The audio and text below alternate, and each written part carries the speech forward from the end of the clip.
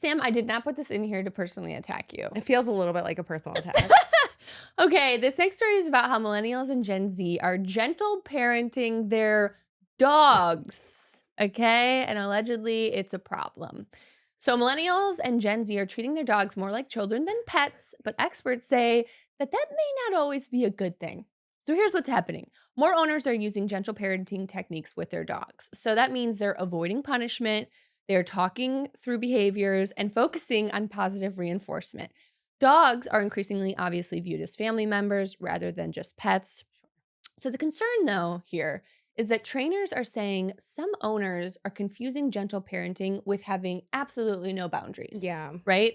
Like dogs still need structure and consistency and clear expectations to feel secure. Like without those boundaries, they start to have anxiety, they start to be reactive, they start to have poor manners.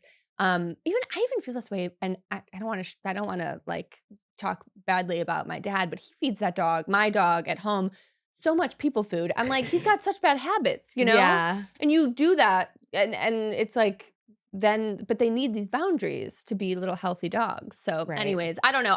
I thought this was funny. Experts say that like these healthy relationships come with when you like combined good boundaries with obviously Yeah. like Well, and good training. they say too that like gentle parenting only works when you have clear expectations and boundaries for your human children as well. Yeah. And so I'll be honest, like my dog has extreme separation anxiety. She's Mhm. had separation anxiety the whole time I've had her. She's a rescue. Yeah. And so like I do struggle with that. Yeah, And that's I've hard. hired like multiple behavioral specialists who have fired her for Who her she's been anxiety. kicked out of her classes. Yeah, but she's fine to the other issue is that she's fine to me when I'm there. So it's really hard to teach her to be nice to others because like when I give her to you overnight and she like freaks out that mom's not there, I'm not there to be like, no, don't do that. You know Yeah, what I mean? right, Anyways, right. So it's like I do want to mention, I just want to give a caveat about my own idiot dog. That said, I do think that this is something that's been honestly happening for millennials and Gen Z with kids too a little bit. Like Yeah. I've seen a lot of parenting and like early childhood educators, parenting experts on the internet talking about how a lot of children are coming into school and they are not properly socialized essentially because they're not being given enough boundaries at home. Mhm. And also how they maybe need that structure as children, especially like the ones that are really Totally. high energy. And I'm not a Yeah. parent of a human child. No, Obviously, I me can't either. claim to be an expert on that. This is just what I've seen a lot on my feeds. Mhm. But I mean, like, I think that there's something to be said about that. And I think we're going to start to see this pivot away from what we're calling gentle parenting to like just good parenting.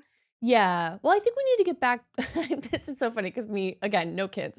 But like, I think we need to get back to like, there are some rules, you know? Like, I have some friends that like just the kids kind of rule the house, you know? And Yeah. it's just like, I think maybe there need to be like a few rules, you know? And also like the screens, I think, are very overwhelming, Yeah. you know, because parents too, like, you know, the kids obviously become dependent on the screens. And then if the parents are on their screens, there's like really no, it's like you're both coping with things with screens. And so I think, Right. you know, like I think, I don't know. I don't have a kid.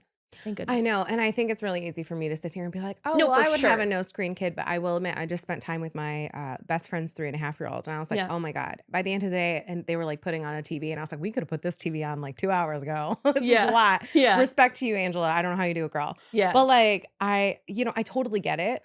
But I think it's just one of those things where we're trying to set up our kids for success. And so we should be trying to set up our dogs for success too. And I think that I could do better. I think many of us could do better. I think we all have to agree we could be better dog parents. We could Mhm. stop leaving poop in the middle of the road or whatever it is y'all are doing. Right. And do better, everybody. That is crazy.